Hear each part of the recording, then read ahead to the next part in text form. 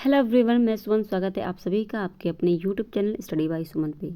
तो जीएस की क्लास में आपका स्वागत है। और इससे पहले आपकी अगर बात करें तो 6 क्लासेस आपकी हो चुकी है। जीएस की 6 प्रैक्टिस सेट हो चुके हैं। ये आपकी 7वीं प्रैक्टिस सेट है। इसके पहले अगर ये आपने अगर नहीं देखी है तो इन प्रैक्टिस सेट को आप जाकर प्ले लिस्ट से आप कर सकते हैं। सारी प्ले लिस्ट आपकी बनी हुई है, चाहे जीएस की हो, चाहे करंट अफेयर की हो, चाहे आपकी लैंग्वेज की ही क्यों ना हो। तो ये सारी प्ले लिस्ट बनी हुई है, आप जाकर बारी बारी से करके उसे ख़त्म कर सकते हैं। तो ये क्लास को आप जो ये 6 क्लास आपकी हैं इन्हें ज़रूर देखिएगा।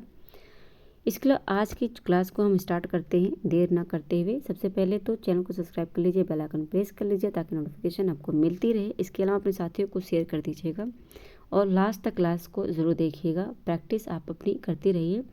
प्रैक्टिस बहुत ज़्यादा ज़रूरी है। इन कम टाइमों में आपके लिए प्रैक्टिस बहुत ज़्यादा ज़रूरी है। तो प्रैक्टिस पे ज़्यादा फोकस कीजिए। सारी क्लासेस आप कर लेंगे तो आपका जो कुछ बचा रहेगा वो प्रैक्टिस में शामिल हो जाएगा। ठीक है ना। तो शुरुआत करते हैं आज की क्लास की। और आज की क्लास की पहला क्वेश्चन है हमारा, ऑटोमोबाइल उत्सर्जन में निम्नलिखित में से कौन सा रसायन कैंसर का कारण बन सकता है। तो ऑटोमोबाइल के जो उत्सर्जन होता है उसमें से सबसे ज़्यादा क्या निकलता है जो कैंसर के लिए हमारे जो है कारण बन सकता है। तो ये कार्बन मोनोऑक्साइड होता है जो कि मनुष्यों के लिए घातक होता है। ठीक है, कार्बन मोनोऑक्साइड जिसे CO कहते हैं। ठीक है, बात करें अगले क्वेश्चन की। अगला क्वेश्चन है, काजीरंगा डैश डैश के लिए जाना जाता है। तो काजीरंगा किसके लिए जाना जाता है? एक सींग गेंडे के लिए जाना जाता है। तो एक सींग गेंडे वाला जो है ये कहाँ पाया जाता है? तो ये काजीरंगा नेशनल उद्यान में पाया जाता है। ठीक है ना। बात करें अगले क्वेश्चन की। अगला क्वेश्चन है, सर्वाधिक जैव विविधता पाई जाती है कहाँ पर? उष्णकटिबंधीय वर्षा वन में, शीतोष्ण कटिबंधों में, या फिर शंकुधारी वनों में, उपरोक्त में से एक से अधिक। तो जो सर्वाधिक जैव विविधता पाई जाती है ये कहाँ पाई जाती है? उष्ण कटिबंधीय वर्षा वनों में पाई जाती है। बात करें अगले क्वेश्चन की। अगला क्वेश्चन है, अगला है, आधुनिक रसायन विज्ञान का जनक किसे कहा गया है? तो आधुनिक रसायन विज्ञान का जनक पूछा है, रदरफोर्ड, आइंस्टीन या लवाजियर।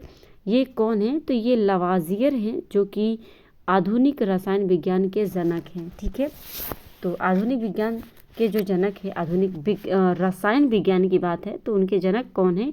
लवाजियर। अच्छा, यहाँ पे एक बात बता दूं तो ये जो है जैव विविधता ये आपकी कब मनाई जाती है? जैव विविधता दिवस कब मनाया जाता है? तो 22 मई को विश्व जो है आपका विश्व जैव विविधता दिवस मनाया जाता है। इसके अलावा अगर बताएं तो सबसे पहले जैव विविधता शब्द का प्रयोग किसने किया था? तो ये किया था डब्ल्यू डी रोजेन ने किया था। ठीक है ना, डब्ल्यू.डी. रोजेन ने सबसे पहले जैव विविधता शब्द का प्रयोग किया था। कब? 1985 में। ठीक है ना, 1985 में किया था। इसके बाद बात करें, इस शब्द का जो है विल्सन द्वारा 1986 में अमेरिकी जैव विविधता फोरम में किया गया था। तो विल्सन के द्वारा इसे अमेरिका में जैव विविधता फोरम में 1986 में प्रयोग किया गया था। ठीक है, ठीक है, तो ये चीज़ याद रखिएगा। अगला क्वेश्चन है, निम्नलिखित में से किसमें चांदी नहीं है? हॉर्न सिल्वर, जर्मन सिल्वर या रूबी सिल्वर। कौन सा इसमें से चांदी नहीं है? तो जर्मन सिल्वर जो होता है इनमें जो है चांदी नहीं है। ठीक है ना, जर्मन सिल्वर को निकेल सिल्वर के नाम से भी जाना जाता है। और बात करें यहाँ पे, यह अक्सर निकेल और जस्ता के साथ एक तांबा मिश्र धातु होती है। जर्मन सिल्वर में सिल्वर धातु नहीं होती है और इसे रजत श्वेत रंग का होता है। ठीक है, तो यह रजत श्वेत रंग का भी होता है। हॉर्न सिल्वर का सूत्र क्या होता है? तो हॉर्न सिल्वर का जो सूत्र है AgCl होता है। ठीक है, तो ये सूत्र आप ध्यान में रखेंगे। इसे सेरा गायराइट जो है के नाम से भी जाना जाता है हॉर्न सिल्वर को। ठीक है, तो यह ध्यान रखिए। अगला क्वेश्चन है, निम्नलिखित धातुओं में से कौन सी एक धातु अलगमन नहीं बनाती? तो अलगमन नहीं बनाती है कौन सी एक धातु? जस्ता, तांबा, मैग्नीशियम, उपयुक्त में से एक से अधिक, उपयुक्त में से कोई नहीं। तो अलगमन नहीं बनाती है इनमें से उपयुक्त में से एक से अधिक हो जाएगा। जस्ता, तांबा, मैग्नीशियम आदि जो हैं ये धातुएं मरकरी पारा धातु के साथ मिलकर उसकी यौगिक अर्थात अलगमन बनाती हैं, जबकि लोहा, तांबा, अधातु और पारे के साथ संयुक्त होकर किसी भी तरह के अलगमन नहीं बनाती हैं। तो यहाँ पे अगर बात करें तो जो आपका जस्ता है, तांबा है और मैग्नीशियम है, ये पारे के साथ मिलकर क्या करती हैं, अमलगम बनाती हैं। लेकिन जो लोहा धातु होता है वो अगर यहाँ पे बात करें पारे के साथ मिश्र किया जाए तो वो इसका निर्माण, यौगिक का निर्माण नहीं करती है। ठीक है ना। बात करके क्वेश्चन की अगला क्वेश्चन, निम्नलिखित में से कौन सा रसायन फोटोग्राफी में उपयुक्त किया जाता है। तो फोटोग्राफी में उपयुक्त किया जाने वाला रसायन कौन सा है, सिल्वर ब्रोमाइड या फिर आपकी बात करें एल्यूमिनियम हाइड्रॉक्साइड, सोडियम क्लोराइड, उपयुक्त में से एक से अधिक, उपयुक्त में से कोई नहीं। तो सिल्वर ब्रोमाइड का प्रयोग किया जाता है जो है फोटोग्राफी में। ठीक है ना। फोटोग्राफी में सिल्वर ब्रोमाइड का प्रयोग किया जाता है और सिल्वर क्लोराइड का भी। ठीक है ना। तो सिल्वर क्लोराइड भी ध्यान में रखेंगे। बात करें अगले क्वेश्चन की, अगला क्वेश्चन है यहाँ पे, अगला क्वेश्चन है वनस्पति तेल से वनस्पति घी का निर्माण में प्रयुक्त गैस कौन सा है। तो वनस्पति तेल से वनस्पति घी के निर्माण में प्रयुक्त गैस है हाइड्रोजन, ऑक्सीजन, नाइट्रोजन। तो ये हाइड्रोजन गैस है जो कि वनस्पति तेल से वनस्पति घी का निर्माण करने में प्रयोग किया जाता है। किसका, हाइड्रोजन गैस का। अगला क्वेश्चन है प्राथमिक रंग कौन कौन से होते हैं। तो प्राथमिक रंग की अगर बात करें तो यहाँ पे लाल, नीला और हरा, ये क्या हो जाएंगी, आपकी प्राथमिक रंग हो जाएंगे। अगला क्वेश्चन है विद्युत धारा मापने का उपकरण क्या है। विद्युत धारा किसे मापते हैं, वोल्ट मीटर, एमीटर या फिर वोल्ट मीटर से। तो वोल्ट मीटर आपका दो बार आ चुका है। ठीक है ना। तो एमीटर आपका क्या हो जाएगा, यहाँ पे विद्युत धारा किससे मापा जाता है, एमीटर से मापा जाता है। अगला क्वेश्चन है भारत की किस राज्य सरकार ने विपदाग्रस्त महिलाओं की मदद के लिए सखी योजना शुरू की है। तो विपदाग्रस्त महिलाओं की मदद के लिए सखी योजना किस राज्य ने शुरू किया है, छत्तीसगढ़, हरियाणा या उत्तर प्रदेश राज्य ने। तो ये शुरू किया है किसने, छत्तीसगढ़ राज्य ने। ये आपकी बात करें तो ये आपका 2023 में ये शुरू किया गया था। अगला क्वेश्चन है नीचे दो कथन दिए गए हैं और इनमें आपको सही बताना है। पदार्थ जो प्राकृतिक प्रक्रिया जैसे जीवाणु की क्रिया द्वारा अपघटित हो जाता है जैव निम्नीकरण कहलाता है। ठीक है। पदार्थ जो प्राकृतिक प्रक्रियाओं द्वारा सरलता से विघटित नहीं होता है जैव अनिम्नीकरण कहलाता है। दोनों ही बात अगर कहें तो यहाँ पे दोनों ही बात आपकी सही हो जाएगी, दोनों ही कथन सही हो जाएंगे और पहला और दूसरा दोनों ही सही हो जाएगा। अगला क्वेश्चन है प्रकाश संश्लेषण में सौर ऊर्जा उष्मा ऊर्जा में परिवर्तित हो जाती है, सौर ऊर्जा गतिज ऊर्जा में परिवर्तित हो जाती है, सौर ऊर्जा स्थितिज ऊर्जा में परिवर्तित हो जाती है। उपयुक्त में से एक से अधिक, उपयुक्त में से कोई नहीं। तो प्रकाश संश्लेषण में इनमें से आपकी बात करें तो कोई नहीं हो जाएगा। ठीक है ना। इनमें से कोई नहीं हो जाएगा। क्यों, पौधों में प्रकाश संश्लेषण पानी से इलेक्ट्रॉनों और प्रोटॉनों का उपयोग करके सौर ऊर्जा को रासायनिक ऊर्जा में परिवर्तित करता है। और यहाँ पे रासायनिक की बात नहीं हुई है। तो उष्मा ऊर्जा में बोला है गतिज ऊर्जा और स्थितिज ऊर्जा। यहीं पे अगर कह देता सौर ऊर्जा रासायनिक ऊर्जा में परिवर्तित हो जाती है तो आपका यहाँ पे सही हो जाता रासायनिक ऊर्जा। ठीक है ना। तो ये सही हो जाता। अगला क्वेश्चन है आपका निम्नलिखित में से कौन सा गुण ध्रुवीय भालुक को ध्रुव क्षेत्र की ठंड को सहने की क्षमता देता है। झिल्लीदार पांव, खोखली हड्डियां, घने रोंवे। उपयुक्त में से एक से अधिक, उपयुक्त में से कोई नहीं। तो इसमें अगर बात करें कि तो इनमें से कोई नहीं हो जाएगा। ठीक है ना। इनमें से कोई नहीं हो जाएगा। जो ध्रुवीय भालू होते हैं वो ठंड को सहने की क्षमता रखते हैं। उसका क्या कारण है, तो सफ़ेद फर, त्वचा के नीचे वसा और सूंघने की तीव्र क्षमता के कारण ध्रुवीय भालू क्या होते हैं, ठंडे तापमान में रहने के अनुकूल हो जाते हैं। तो रीज़न क्या है, सफ़ेद फर आपका हो गया और त्वचा के नीचे जो वसा होता है ना, वो रीज़न हो जाता है। ठीक है। अगला क्वेश्चन है यहाँ पे, तो यहाँ पे अगर ये देखा नहीं तो घने रोए लगा सकते हैं, तो ये ध्यान रखिएगा। सफ़ेद फर की बात हो रही है। अगला है कौन सा एयरपोर्ट संसार का सबसे पहला सौर ऊर्जा संचालित एयरपोर्ट बन गया है। जयप्रकाश अंतर्राष्ट्रीय हवाई अड्डा, कोचीन अंतर्राष्ट्रीय हवाई अड्डा, छत्रपति शिवाजी हवाई अड्डा या फिर उपयुक्त में से एक से अधिक, उपयुक्त में से कोई नहीं। तो ये आपका कोचीन अंतर्राष्ट्रीय हवाई अड्डा संसार का सबसे पहला सौर ऊर्जा संचालित एयरपोर्ट बन गया है। ठीक है ना। अगला क्वेश्चन है और ये आपका बात करें तो विश्व का पहला सौर ऊर्जा संचालित हवाई अड्डा है, ठीक है ना। इसे और क्या किया गया है, तो एक बात और ध्यान में रखेंगे कि जो है विश्व का पहला ग्रीन एयरपोर्ट बन गया है। क्या है, कोचीन एयरपोर्ट जो है ये विश्व का पहला ग्रीन एयरपोर्ट बन गया है, जिसे यूनाइटेड नेशंस का सर्वोच्च पर्यावरण सम्मान चैंपियनशिप ऑफ 2018 का अवार्ड दिया गया था, ठीक है ना। अगला क्वेश्चन है, निम्नलिखित में से गलत मिलान का चयन कीजिए। शुक्र सुबह एवं शाम का तारा कहते हैं शुक्र को, ये बात सही है। शनि बर्फ, चट्टानों और धूल से बने छल्ले होते हैं, ये बात भी आपकी सही है। बुध सबसे गर्म है, तो ये आपका रॉन्ग है। देखिए शुक्र सबसे गर्म होता है, शुक्र ग्रह जो है ये सबसे गर्म ग्रह होता है, बुध नहीं। तो यहाँ पे आपका 3rd नंबर सही हो जाएगा। अगला क्वेश्चन है, दूध का सफ़ेद रंग किसके कारण होता है? कैसीन, एल्बुमिन या फिर लैक्टोज, या उपयुक्त में से एक से। देखो उपयुक्त में से कोई नहीं, तो दूध का जो सफ़ेद रंग होता है उसका कारण है कैसीन, ठीक है। कैसीन के कारण होता है। कैसीन नामक प्रोटीन भैंस में जो है कैसीन नामक प्रोटीन होता है, जिसकी वजह से भैंस के दूध का जो रंग होता है वो ज़्यादा सफ़ेद हो जाता है, ठीक है। अगला क्वेश्चन है, मलेरिया बुखार होता है, तो मलेरिया बुखार किस कारण होता है? बात करें रक्त में विषाक्त पदार्थों के निकलने पर, लाल रक्त कोशिकाओं के विघटन को और फटने पर, जब मलेरिया फैलने वाले कीटाणु लीवर तक पहुंच जाते हैं। उपयुक्त में से एक से अधिक, उपयुक्त में से कोई नहीं। तो ये रक्त में विषाक्त पदार्थों के निकलने पर क्या होता है? मलेरिया और बुखार होता है। मलेरिया आमतौर पर संक्रमित एनाफ्लीज मच्छर के काटने से फैलता है, ठीक है ना। तो एनाफ्लीज जो मच्छर होती है, एनाफ्लीज मच्छर के काटने से क्या होता है? मलेरिया रोग आपका होता है, ठीक है। संक्रमित मच्छर प्लाज्मोडियम परजीवी ले जाते हैं। जब यह मच्छर आपको काटते हैं तो क्या होता है?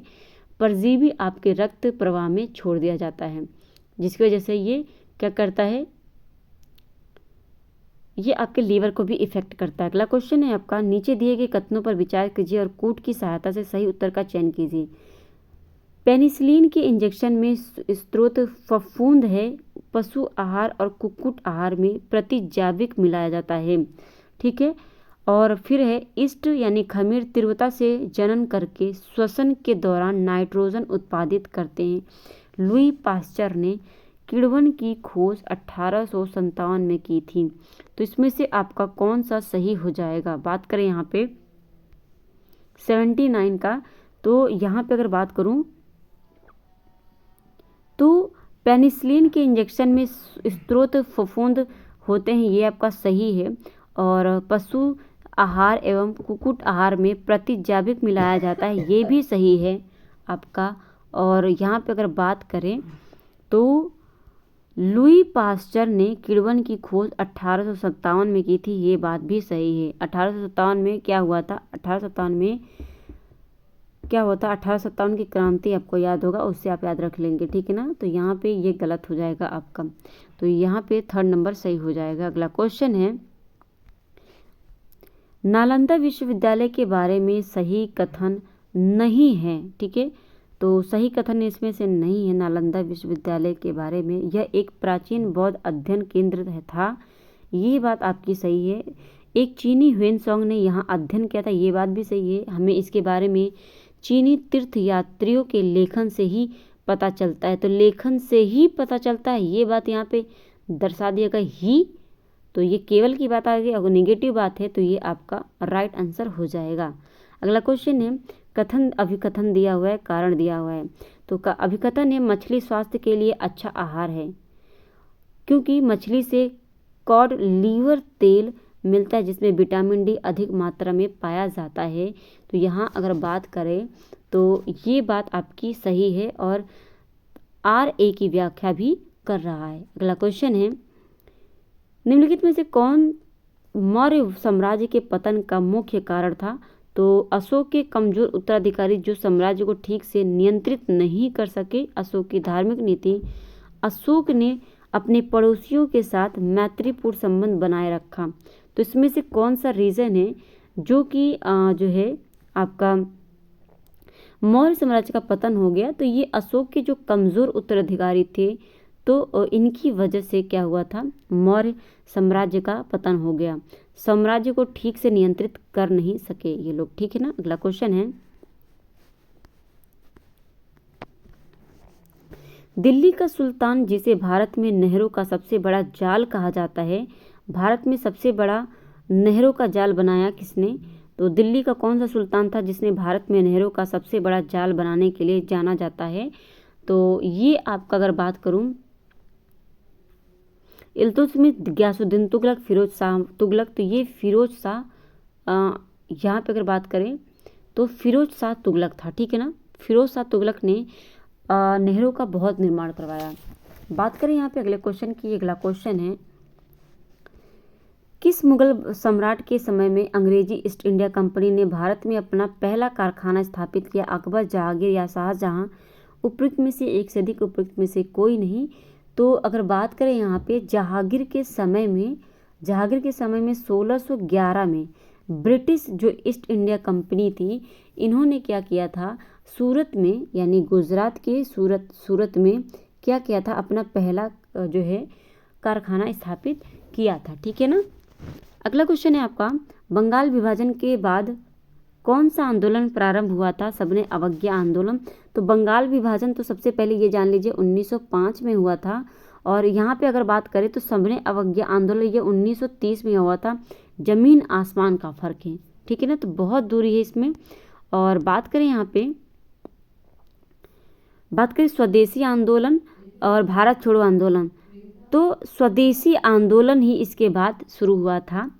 1905 के बाद स्वदेशी आंदोलन चला था आपका, और भारत छोड़ो आंदोलन ये तो बहुत दूर की बात हो गई, ये 1942 में शुरू हुआ था। तो यहाँ पे आपका सटीक आंसर क्या हो जाएगा, तो स्वदेशी आंदोलन सेकंड वाला हो जाएगा। अगला क्वेश्चन है, ब्लैक होल। ब्लैक होल किसी भी विकिरण का उत्सर्जन नहीं करता है, पराबैंगनी विकिरणों को अवरक्त विकिरण में परिवर्तित करता है, उन सभी विकिरणों को अवशोषित करता है जो उस पर पड़ते हैं। तो ब्लैक होल क्या करता है, ये क्या करता है, जितने भी आपके जो है विकिरण आते हैं उन्हें क्या करता है, अवशोषित करता है, ठीक है ना। पराबैंगनी किरणों को क्या करता है, अवशोषित करता है, जो हमारे लिए हानिकारक होती है। तो यहाँ पे थर्ड नंबर सही हो जाएगा। अगला क्वेश्चन है, पृथ्वी को सूर्य से उष्मा प्राप्त होता है, चालन, संवहन, विकिरण। उपयुक्त में से एक से अधिक, उपयुक्त में से कोई नहीं। तो पृथ्वी को उष्मा जो प्राप्त होता है, पृथ्वी को सूर्य से उष्मा जो प्राप्त होता है उसे आप क्या कहते हैं, तो विकिरण कहते हैं, ठीक है ना, विकिरण के द्वारा प्राप्त होता है। अगले क्वेश्चन की बात करें, अगला क्वेश्चन है, बिहार में प्रसिद्ध विष्णुपद मंदिर कहाँ अवस्थित है? तो विष्णुपद मंदिर सबसे पहली बात तो ये कहाँ पर है, ये बिहार में है। और ये बिहार में कहाँ पर है, गया, जहानाबाद या फिर नवादा में? तो ये गया में है, ठीक है। अगला क्वेश्चन है, किस राज्य का जनसंख्या घनत्व सर्वाधिक है? तो ये बिहार राज्य की जनसंख्या घनत्व सर्वाधिक है। अगला क्वेश्चन है, पाटलिपुत्र वर्तमान के किस नगर का प्राचीन नाम था? तो पाटलिपुत्र ये पटना का प्राचीन नाम था, और पाटलिपुत्र को किसने अपना राजधानी बनाया था? तो ये उदयन ने बनाया था, अजातशत्रु का पुत्र था उदयन, ठीक है, तो इसने बनाया था। अगला क्वेश्चन है, कूट की सहायता से सही उत्तर का चयन कीजिए। मिट्टी को पलटना तथा इसे पोला बनाना कृषि का अत्यंत महत्वपूर्ण कार्य है, क्योंकि इससे जड़ें भूमि में गहराई तक जो है जा सकती हैं। पोली मिट्टी में गहराई में धंसी जड़ें भी सरलता से श्वसन कर सकते हैं, इससे पोषक पदार्थ नीचे तक जाते हैं। इसमें से आपका क्या सही हो जाएगा? बात करें अगर यहाँ पे 92 का, तो क्या हो जाएगा, तो बात करें यहाँ पे ए और बी आपका क्या हो जाएगा, सही हो जाएगा। ए और बी में आपका, इससे जड़ें भूमि में गहराई तक जा सकती हैं, पोली मिट्टी में गहराई धंसी जड़ें भी सरलता से श्वसन कर सकती हैं। ए और बी दोनों ही आपके सही हो जाएंगे। नेक्स्ट क्वेश्चन है, भारत में उस स्थान का नाम बताइए जहां बंगाल की खाड़ी और अरब सागर और हिंद महासागर मिलते हैं। तो बंगाल की खाड़ी, अरब सागर और हिंद महासागर ये कहाँ पर मिलते हैं? तो ये कन्याकुमारी और इंदिरा पॉइंट या नागरकोइल में। तो कन्याकुमारी, तो आपका कन्याकुमारी से आप जानते हैं 8 डिग्री चैनल, यानी 8 डिग्री आपकी चैनल गुजरती है, ठीक है ना, यानी 8 डिग्री 6 मिनट का जो रेखा है, ये अक्षांश रेखा, ये कन्याकुमारी यहीं पे स्थित है आपका। और इंदिरा पॉइंट जो है आपका ये अंडमान निकोबार में है। और भारत की सबसे दक्षिणतम बिंदु क्या है? इंदिरा पॉइंट है। और भारत की मुख्य भूमि की सबसे दक्षिणतम बिंदु कौन सी है? तो ये कन्याकुमारी है। यहाँ से ये प्रश्न बन जाता है। अब बात आते हैं प्रश्न पे आते हैं, बंगाल की खाड़ी, अरब सागर और हिंद महासागर ये मिलते कहाँ पर है, किस पॉइंट पे मिलते हैं? तो ये कन्याकुमारी पॉइंट पर आकर मिलते हैं तीनों में। बात करें अगले क्वेश्चन की। अगला क्वेश्चन है, भूमध्य रेखा पर सूर्य की किरणें सीधी कब पड़ती हैं? तो भूमध्य रेखा पर जो सूर्य की किरणें हैं ये पड़ती हैं आपके 21 मार्च और 23 सितंबर को, ठीक है ना। 21 मार्च और 23 सितंबर को 21 जून और 23 सितंबर को आपका क्या पड़ता है, जो सूर्य की किरणें हैं वो सीधी पड़ती हैं। 21 मार्च को आपका पड़ता है ये कर्क रेखा पर सीधी रेखा पड़ती है, जो सीधी सूर्य की किरणें 21 मार्च को कर्क रेखा पर पड़ती हैं। लेकिन 21 जून और 23 सितंबर को भूमध्य रेखा पर सूर्य की किरणें सीधा पड़ती हैं, और जिसकी वजह से भारत में उस दिन दिन और रात बराबर होता है, ठीक है। इस बात को ध्यान में रखेंगे।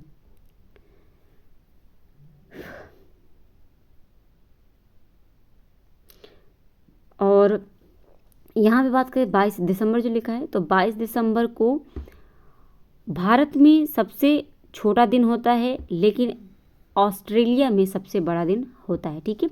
अगला क्वेश्चन है, उत्तर भारत में वर्षा होती है। उत्तर भारत में वर्षा उत्तरी ठंडी हवाओं के कारण दक्षिणी पश्चिमी मानसून के कारण होता है।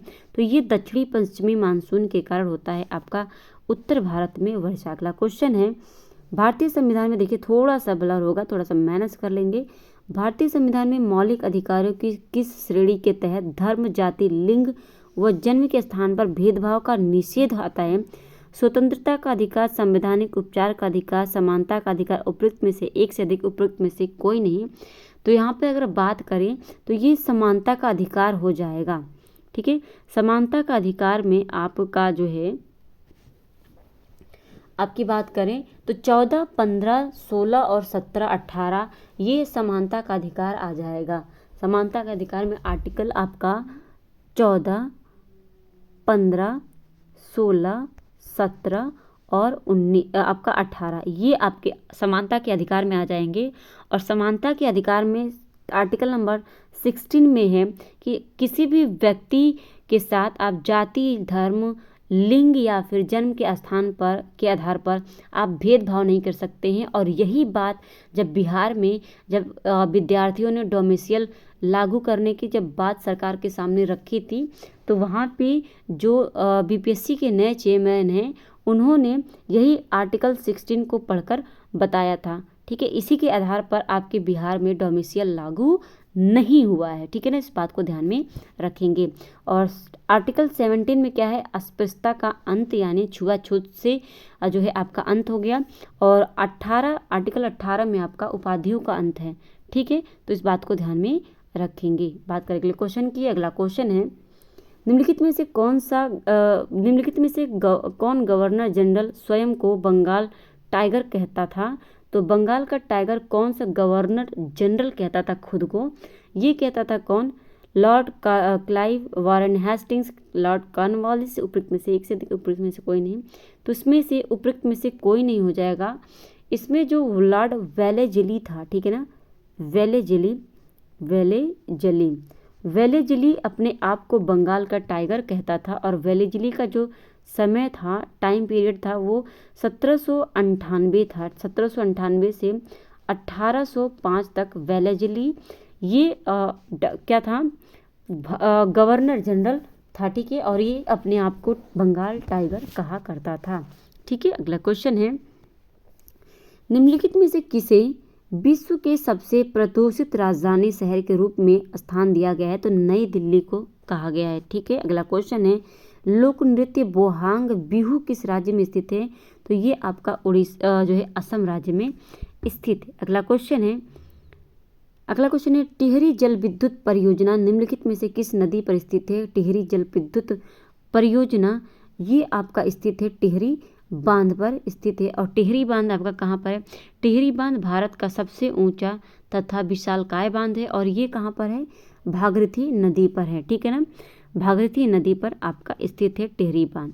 अगला क्वेश्चन है, और भागीरथी नदी, अलकनंदा और भागीरथी नदी मिलकर क्या बनते हैं?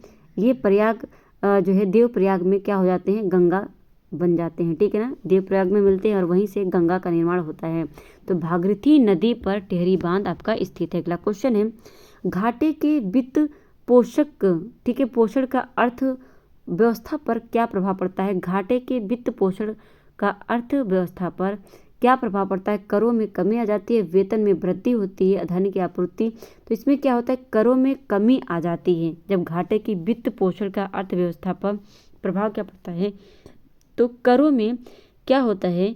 करों में कमी आ जाती है। बात करें अगले क्वेश्चन की। अगला क्वेश्चन है, निम्नलिखित में से कौन सा विकल्प उष्णकटिबंधीय क्षेत्र का सर्वश्रेष्ठ वर्णन करता है?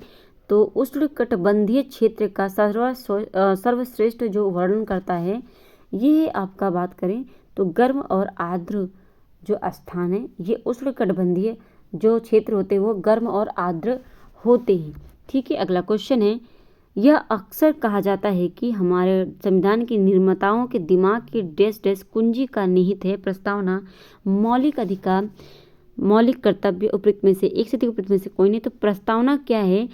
जो संविधान निर्माताओं के दिमाग की कुंजी कहा जाता है, कुंजी प्रस्तावना में निहित है, ये बात कही जाती है हमेशा, ठीक है ना। अगला क्वेश्चन है, एकता के बिना जनशक्ति एक ताकत नहीं है। जब तक कि इसे ठीक से सामंजस्यपूर्ण एकजुट न किया जाए तब यह एक आध्यात्मिक शक्ति बन जाती है। यह कथन किसने कहा है? सरदार वल्लभ भाई पटेल ने, या फिर पंडित मदन मोहन मालवीय, मदन लाल ढींगरा। तो ये सरदार वल्लभ भाई पटेल ने कहा था। अगला क्वेश्चन है, यदि एक इलेक्ट्रॉन का विद्युत आवेश Q1 तथा एक प्रोटॉन का विद्युत आवेश Q2 है, ठीक है, तो नीचे दिए गए अंकित समीकरण में कौन सा सही है? तो इसका मैं आंसर बता दे रही हूँ, आप उसको सॉल्व कर लेंगे, ठीक है। तो आंसर इसका क्या हो जाएगा? Q1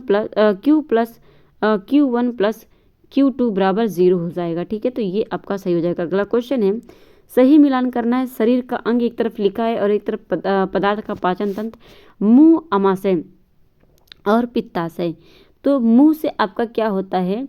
स्टार्च का पाचन कहाँ होता है? मुंह में होता है, ठीक है ना। तो यहाँ पे अगर बात करें तो मुंह में आपका क्या बनता है? मंड होता है, ठीक है, मुंह मंड होता है। और अमाशय आपका क्या होता है? तो अमाशय की बात करें यहाँ पे, ये आपका होता है क्या? प्रोटीन। अमाशय में क्या होता है? प्रोटीन। और पित्ताशय ये वसा होता है, ठीक है ना। पित्ताशय में वसा का पाचन होता है, मुंह में मंड का, अमाशय में प्रोटीन का होता है। तो यहाँ पे 3rd नंबर आपका सही हो जाएगा। अगला क्वेश्चन है, 60 डिग्री के कोण पर आनत तो दो समतल दर्पणों के बीच जब एक वस्तु को रखा जाता है तब बनने वाली प्रतिबिंबों की संख्या क्या होती है? तो 60 डिग्री कोण पर बात हो रही है। 60 डिग्री के कोण पर आनत दो समतल दर्पणों के बीच जब एक वस्तु को रखा जाता है तब बनने वाला प्रतिबिंबों की संख्या कितनी होती है, ये पूछा है। तो यहाँ पे अगर बात करें तो इसका जो आंसर हो जाएगा ये आपका हो जाएगा कितना? 3 जो है आपका 5 होता है, ठीक है ना। 5 संख्या बनती है। अगला क्वेश्चन है, गलत कथन को चुनिए। विधानसभा के सदस्य की सदस्यता भंग की जा सकती है यदि वह भारत सरकार या किसी राज्य सरकार में लाभ के पद पर आसीन है। तो विधानसभा के सदस्य की सदस्यता की बात हो रही है, ठीक है। वह मानसिक रूप से विक्षिप्त हो, उसकी आयु 30 वर्ष की हो, ठीक है। सबसे पहली बात तो विधानसभा के ये कोई रीज़न नहीं है, ठीक है ना। तो यहाँ पे अगर बात करें तो तीसरा ही सही हो जाएगा, क्योंकि 25 वर्ष है विधानसभा या लोकसभा के लिए 25 वर्ष चाहिए। तो ऐसा तो है नहीं कि उनकी आयु 30 वर्ष हो जाएगी तो वो विधानसभा का सदस्य नहीं हो सकते। तो यहाँ पे 3rd नंबर आपका सही हो जाएगा। बाकी आपका सही जो है आपका पॉजिटिव है। अगला क्वेश्चन है, प्रकाश संश्लेषण तो होता है हरी पत्तियों में, हरे तनों में, हरी शाखाओं में। तो प्रकाश संश्लेषण की जो क्रिया होती है ये कहाँ होती है आपकी? तो ये होती है हरी पत्तियों में और हरे तनों में होती है, ठीक है। हरी पत्तियों और हरे तनों दोनों में ही होती है प्रकाश संश्लेषण की क्रिया। अगला क्वेश्चन है, एक तत्व ऑक्सीजन के साथ अभिक्रिया कर उच्च गलनांक वाला यौगिक निर्मित करता है। यह यौगिक जल में विलय है। संभावित तत्व क्या है? तो कोई तत्व है ऑक्सीजन के साथ अभिक्रिया करके उच्च गलनांक वाला यौगिक निर्मित करता है, वह तत्व कौन सा है? ठीक है, तो वह तत्व कैल्शियम है, कार्बन है या सिलिकॉन है। तो कौन सा तत्व है? वो क्या है? कैल्शियम तत्व है। ठीक है, अगला क्वेश्चन है, जल राशि जो भारत और श्रीलंका को अलग करता है, तो ये कौन सा है? पाक जल संधि जो भारत और श्रीलंका को एक दूसरे से अलग करता है। अगला क्वेश्चन है, निम्नलिखित में से सत्य कथन का चयन कीजिए। ऑक्सीजन अणु में एक सहसंयोगी सा आबंध होता है।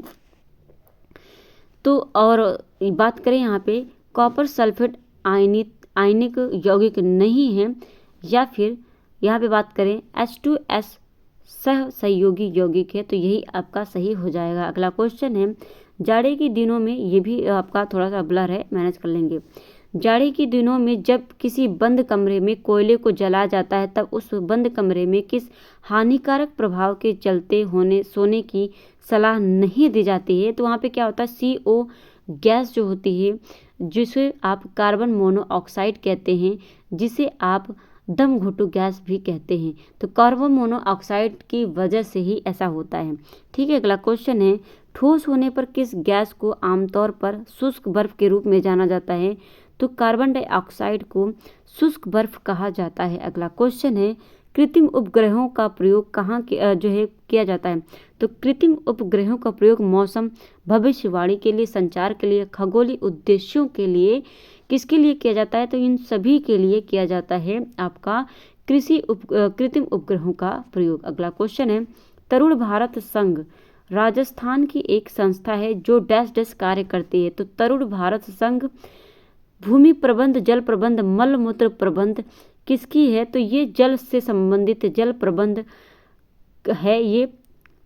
ठीक है, तो जल प्रबंध का कार्य करती है तरुण भारत संघ, जो कि राजस्थान की एक संस्था है। अगला क्वेश्चन है, वह अवस्था जब सचमुच में युद्ध हुआ नहीं होता, वह अवस्था जब सचमुच में युद्ध नहीं हुआ होता परंतु युद्ध का माहौल हमेशा बना रहता है, उसे कहते हैं वाक युद्ध, शीत युद्ध, गर्म युद्ध, या उपयुक्त में से एक से अधिक, उपयुक्त में से कोई नहीं। तो वह अवस्था जब सचमुच में युद्ध तो हुआ नहीं होता है, लेकिन युद्ध का माहौल हमेशा होता है, उसे आप किस नाम से जानते हैं? तो उसे हम शीत युद्ध के नाम से जानते हैं। अगला क्वेश्चन, निम्नलिखित में से संसाधन का कौन सा तरीका दूध तथा दुग्ध उत्पादों के परिरक्षण में प्रयोग किया जाता है? विकिरण द्वारा रोगाणुनाशक, शीघ्र हिमीकरण या पाश्चुरीकरण। तो क्या करते हैं? शीघ्र ही पाश्चुरीकरण करते हैं। ठीक है ना, पाश्चुरीकरण करते हैं दूध को बचाने के लिए। अगला क्वेश्चन है, भारत में निम्नलिखित में से कौन सा प्रदेश झूम कृषि के लिए प्रसिद्ध है? पश्चिमी घाट, दक्षिणी या पूर्वी क्षेत्र? तो पूर्वी जो क्षेत्र है ये झूम कृषि के लिए प्रसिद्ध है। अगला क्वेश्चन है, बैसाखी पर्व किस धर्म से संबंधित है? तो बैसाखी पर्व ये सिख धर्म से संबंधित है। ठीक है, अगला क्वेश्चन है, हम भारत को उसकी बीमारी से मुक्त करने से पहले पुरुषों की एक नई नस्ल चाहते हैं। ठीक है, यह कथन किसका है? कैप्टन लक्ष्मी। तो बात करें यहाँ पे, हम भारत को उसकी बीमारी से मुक्त करने से पहले पुरुषों की एक नई नस्ल चाहते हैं, यह कथन किसका है? तो यह कथन की बात करें, ये सरोजनी नायडू की है। और आप जानते हैं आईएनसी की 25वीं जो बैठक हुई थी, आईएनसी की जो आपकी 1925 में जो बैठक हुई थी कानपुर में, उसकी अध्यक्षता किसने की थी? तो सरोजनी नायडू ने की थी। ठीक है, अगला क्वेश्चन है, चींटी या मधुमक्खी के काटने पर उसके डंक में निम्नलिखित द्रव्य पाया जाता है? तो ये फार्मिक एसिड होता है, यानी फार्मिक अम्ल होता है। अगला क्वेश्चन है, 4NH3 + F5O2 और ये क्या होता है? 4NO + 6H2O ये बनता है। ठीक है ना, तो ये प्लस होकर आपका ये बनता है। और इस अभिक्रिया में कौन सा पदार्थ जो है अवकारक है? तो NH3O2NO।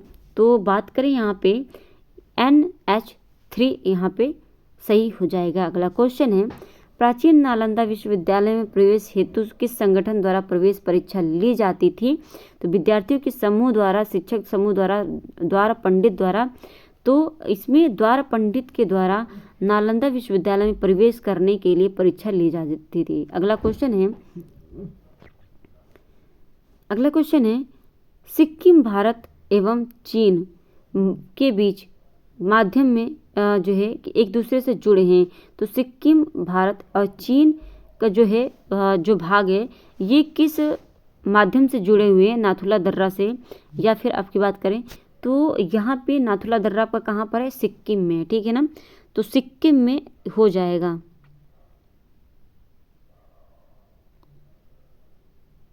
ठीक है, नाथुला दर्रा से जुड़े हुए हैं। अगला क्वेश्चन है मानव हृदय में शुद्ध रक्त पाया जाता है महाधमनी एवं बाएं निलय में, दाएं निलय एवं फुसफुस धमनी में, फुसफुसीय धमनी या फिर महाधमनी में, उपयुक्त में से एक से अधिक, उपयुक्त में से कोई नहीं। तो ये जो शुद्ध रक्त होता है ये महाधमनी और बाएं निलय में पाया जाता है। अगला क्वेश्चन है विश्व का सबसे बड़ा महासागर कौन सा है? तो ये प्रशांत महासागर है और रिंग ऑफ फायर भी इसी प्रशांत महासागर में रिंग ऑफ फायर पाया जाता है। ठीक है ना, रिंग ऑफ फायर कहाँ पाया जाता है? इसी प्रशांत महासागर में पाया जाता है। माउंट एवरेस्ट की ऊंचाई कितनी है? तो माउंट एवरेस्ट की ऊंचाई कितनी है? 8848 यानी 8848 मीटर माउंट एवरेस्ट की ऊंचाई है। यह विश्व की सबसे ऊंची चोटी है। ठीक है, और ये किस हिमालय में है? तो ये बृहद हिमालय में स्थित है। ठीक है, कहाँ पर? नेपाल में स्थित है। अगला क्वेश्चन है बिहार के किस गांव में बेटी के जन्म पर 10 वृक्ष लगाने की परंपरा है?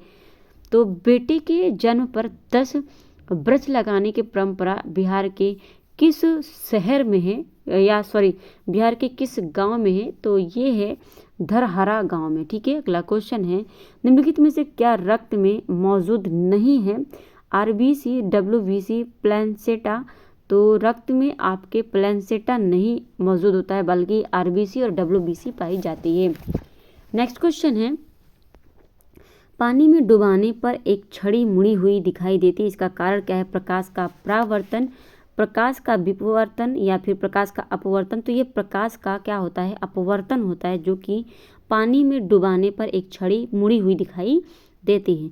प्रकाश के अपवर्तन के कारण ऐसा होता है। नेक्स्ट क्वेश्चन है एक अवतल दर्पण के अक्ष पर एक वस्तु दर्पण के वक्रता केंद्र पर रखी है। दर्पण द्वारा निरूपित प्रतिबिंब और उसके ध्रुव के बीच की दूरी कितनी है?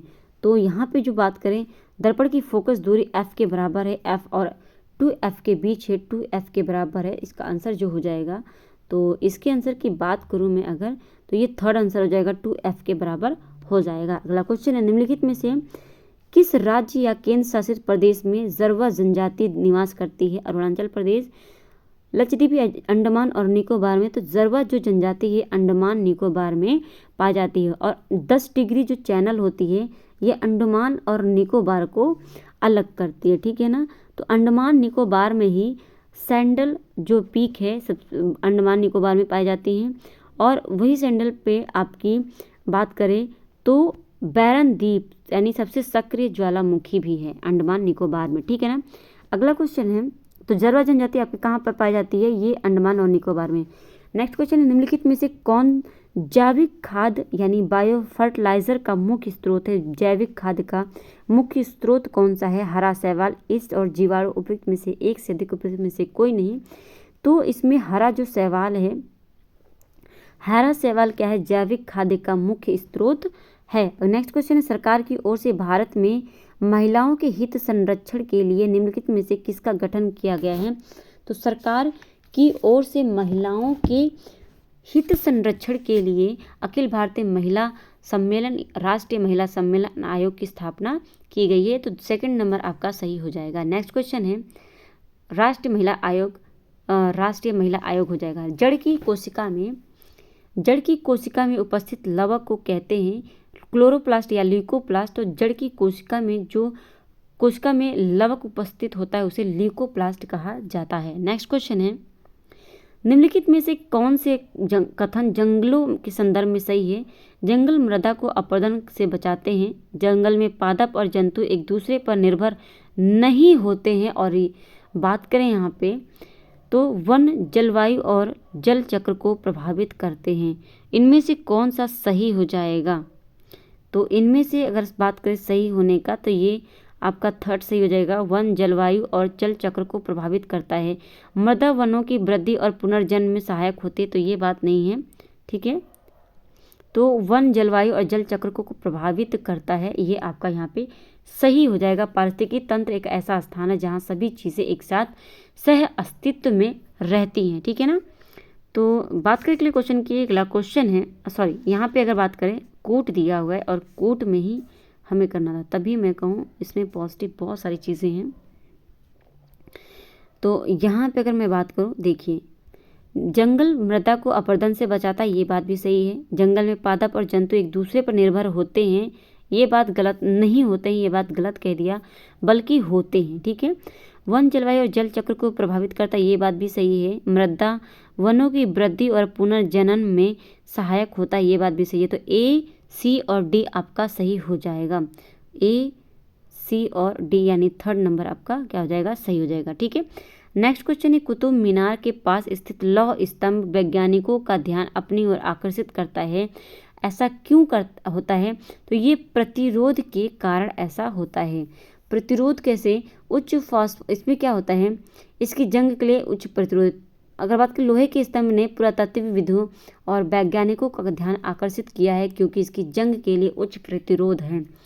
उच्च फास्फोरस सामग्री वाले लोहे पर बनने वाले क्रिस्टलीय आयरन हाइड्रोजन फॉस्फेट की एक समान परत से संक्षारण प्रतिरोध का परिणाम होता है, जो इसे स्थानीय दिल्ली की जलवायु के प्रभावों के बचाने का काम करता है। ठीक है, तो इस बात को ध्यान में रखेंगे। कुतुब मीनार के पास जो लौह स्तंभ है, तो वैज्ञानिकों को ध्यान आकर्षित कौन करता है? ये प्रतिरोध कारण है ऐसा। ठीक है। नेक्स्ट क्वेश्चन है, किस प्रकार की मिट्टी द्वारा अधिकतम जल धारण किया जाता है? तो ये दोमट मिट्टी, बलुई या जलोढ़ मिट्टी। तो अगर यहाँ पे बात करूँ तो दोमट जो मिट्टी होती है, दोमट मिट्टी, इसके द्वारा क्या किया जाता है? पानी अधिक ग्रहण किया जाता है। ठीक है। बात करें अगले क्वेश्चन की, अगला क्वेश्चन है यहाँ पे बात करें,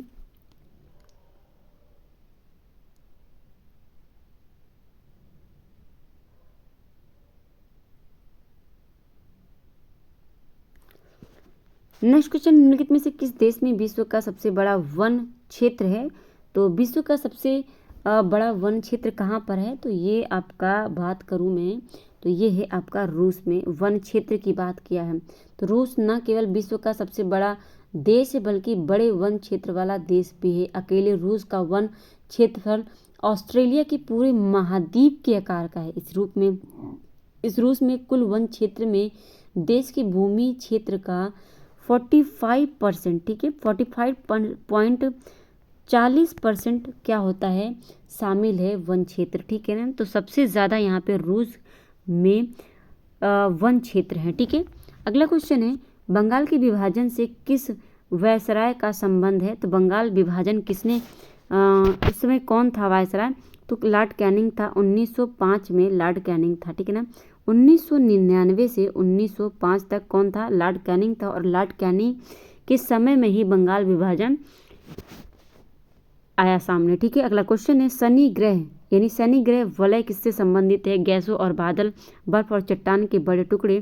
तो ये क्या सेकंड नंबर आपका सही हो जाएगा? बर्फ और चट्टान के बड़े टुकड़े के जो वलय होते हैं शनि के चारों ओर होते हैं। अगला क्वेश्चन है, यहाँ पे बात करूँ यहाँ पे, अच्छा यहाँ पे एक मिनट, कैनिंग की बात कर दिया मैंने, यहाँ पे कर्जन है। ठीक है ना। तो यहाँ पे आपका जो है इनमें से कोई नहीं हो जाएगा और यहाँ पे आप कर लेंगे क्या? कर्जन। ठीक है ना। तो कर्जन का ये दौर था, कर्जन के समय में हुआ था। नेक्स्ट क्वेश्चन है, गंगा नदी का उद्गम स्थल गंगोत्री ग्राम किसके तट पर स्थित है? तो गंगोत्री, अलकनंदा, भागीरथी या फिर गोमती उपयुक्त में से एक से अधिक, उपयुक्त में से कोई नहीं। तो गंगोत्री ग्राम से गंगा नदी का उद्गम होता है, लेकिन गंगोत्री ग्राम है कहाँ पर? तो ये उत्तराखंड के भागीरथी में आपका स्थित है। ठीक है ना। अगला क्वेश्चन है, आगरा में मोती मस्जिद का निर्माण किसके शासनकाल में हुआ था? तो आगरा में मोती मस्जिद का जो निर्माण हुआ है ये हुआ है हुमायूं शाहजहां। तो बात करें यहाँ पे तो ये हुआ है शाहजहां के काल में, ठीक है ना। अगला क्वेश्चन है मात्रा स्थिर रखते हुए जब किसी पिंड की गति दोगुनी की जाती है तो उसका त्वरण दोगुना होता है, उसका संवेग दोगुना होता है, उसकी गतिज ऊर्जा दोगुनी होती है, उपयुक्त में से एक से अधिक, उपयुक्त में से कोई नहीं।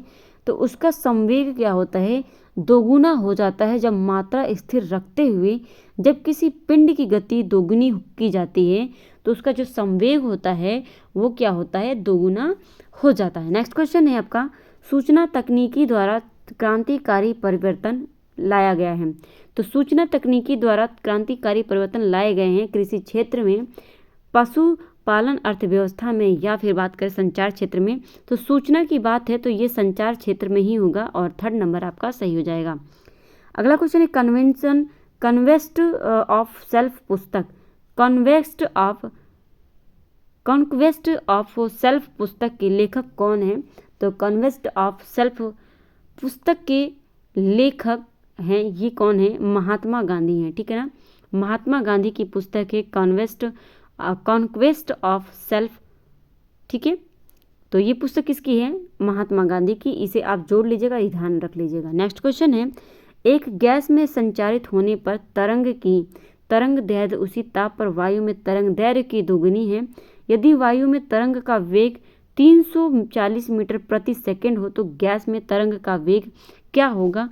तो ये जो है क्वेश्चन को आप सॉल्व कर लेंगे। इसका मैं आंसर सिर्फ बता देती हूँ। तो इसका जो आंसर हो जाएगा ये हो जाएगा 660 मीटर प्रति सेकंड। नेक्स्ट क्वेश्चन है और आज की क्लास का सेकंड लास्ट क्वेश्चन है, लोकमान्य तिलक यानी बाल गंगाधर तिलक को क्या कहा गया, लोकमान्य तिलक, ठीक है ना।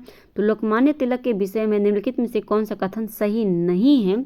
और सही नहीं की बात करें तो उन्होंने मराठी पत्र केसरी प्रकाशित किया, ये बात सही है। वह नरम पंथी कांग्रेसी नेता थे, यहीं पे आपका गड़बड़ हो जाएगा और यही आपका सही हो जाएगा, क्योंकि ये नरम पंथी नहीं बल्कि गरम पंथ के थे, गरम दल के नेता थे बाल गंगाधर तिलक। इन्होंने गणपति और शिवाजी नामक त्योहारों की शुरुआत की, तो ये बात भी सही है, ठीक है। तो ये आपका यहाँ पे सेकंड नंबर जो है आपका सेकंड नंबर सही हो जाएगा, ठीक है। नेक्स्ट क्वेश्चन है और लास्ट क्वेश्चन आज की क्लास का, कथन दिया गया है और कथन में पहला कथन है, पृथ्वी की सतह का लगभग 71% जल ढका हुआ है, ये बात आपकी सही है। पृथ्वी पर उपस्थित ज़्यादातर जल मानव उपयोग के लिए बिल्कुल भी उपयुक्त नहीं है, ये बात भी सही है। तो यहाँ पे दोनों ही कथन सही हो जाएंगे। और कैसी लगी क्लास कमेंट करके आप कमेंट बॉक्स में फीडबैक ज़रूर दीजिएगा। अगर अच्छी लगी है तो क्लास को शेयर कर दीजिएगा, बेल आइकन प्रेस कर लीजिए और चैनल को सब्सक्राइब नहीं किया है तो चैनल को सब्सक्राइब ज़रूर कर लीजिएगा, बेल आइकन प्रेस कर लीजिएगा, अपने साथियों को शेयर करके उन्हें भी इस चैनल से जोड़ लीजिएगा। इसके अलावा आप टेलीग्राम और फेसबुक इंस्टाग्राम से हमसे जुड़ सकते हैं। इसकी लिंक इस वीडियो के डिस्क्रिप्शन में आपको मिल जाएगी। अगर आपको इस क्लास की PDF चाहिए तो PDF के लिए आप कमेंट करिएगा, आपको वहाँ से आपको प्रोवाइड करवा दी जाएगी। तो मिलते हैं नेक्स्ट क्लास में, आज के लिए इतना ही, धन्यवाद।